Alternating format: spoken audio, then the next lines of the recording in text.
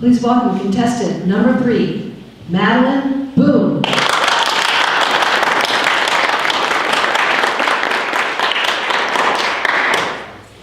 When I was in 3rd grade, we had a lockdown.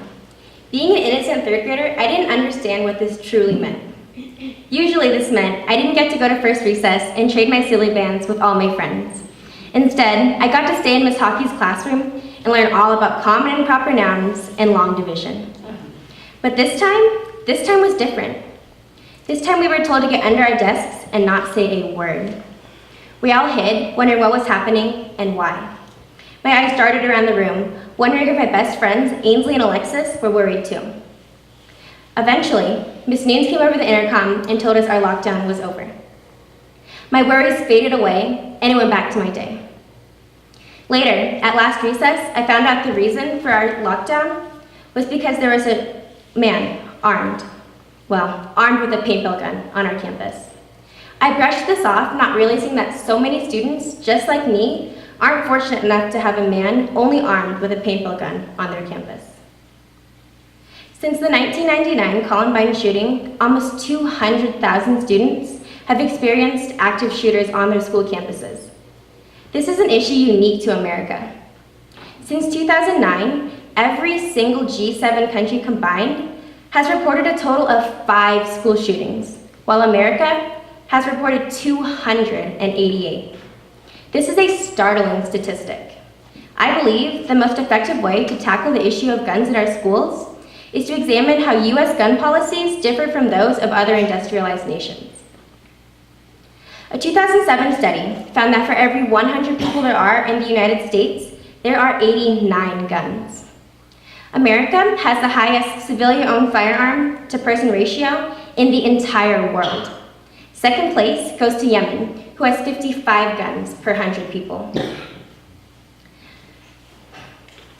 A Harvard study found that the higher level of guns there were in a country, the higher levels of gun violence there would be. The reason there are so many firearms in America is because of our relaxed gun control laws. Yes, technically you have to go through a background check to buy a firearm, but there are so many loopholes. One of the most commonly used is buying through a private seller. If one buys a gun through a private seller, they don't have to go through these background checks.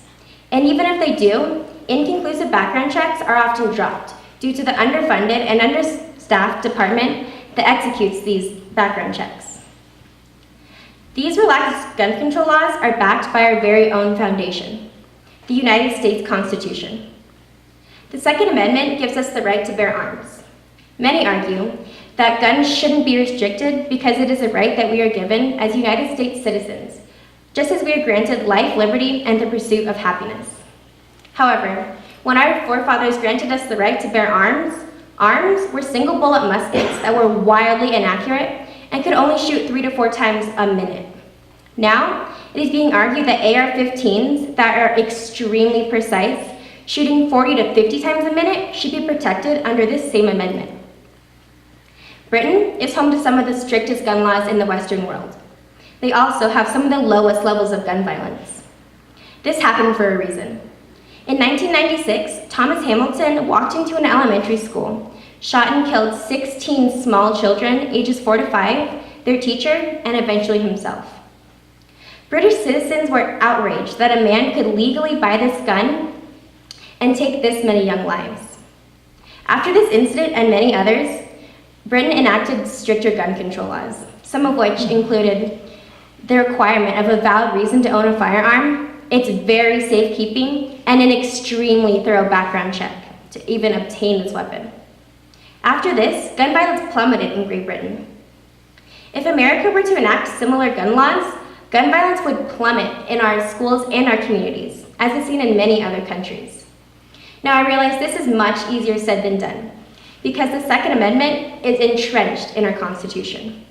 So, until stricter gun laws are passed, we must find another, more immediate solution. One of these solutions is teaching children compassion, just as we teach algebra in our schools. School violence happens for a reason. One of these major reasons is our students lack compassion. We have all been told that bullies bully because they have been bullied.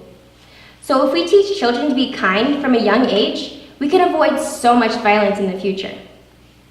When I was in middle school, we had a program called SSA. This stands for Safe School Ambassadors.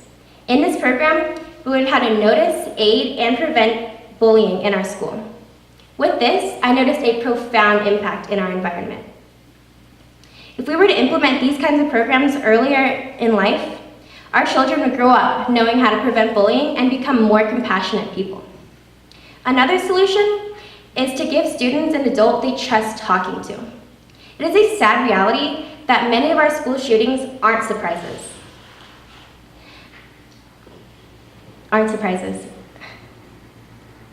Students don't report these because they don't have someone they trust enough to tell. If students have someone they trust enough to tell, these can be prevented. Students don't tell because they don't have someone they trust enough to tell.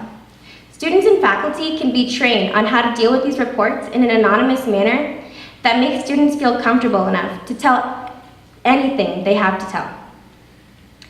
If we build these trusting relationships, violence can be prevented at school and at home.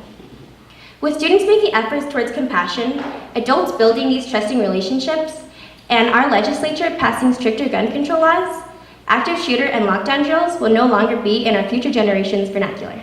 Thank you.